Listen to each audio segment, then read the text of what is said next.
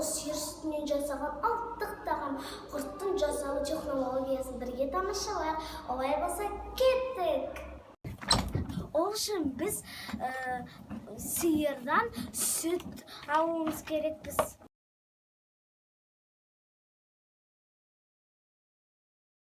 Алған сүтімізді енді сүзгіден өткіземіз. Сүзілген сүтімізді енді сепараторға құямыз.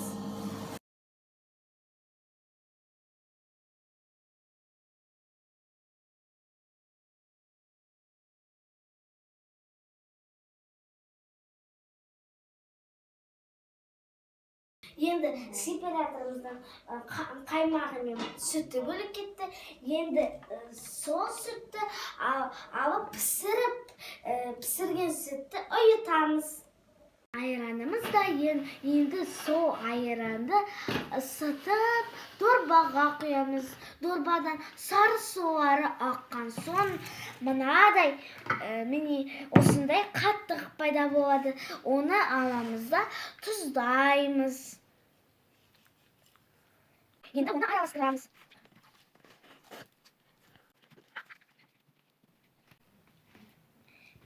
Мінекей, мен араластырып болдым. Енді бұны пішіндейміз.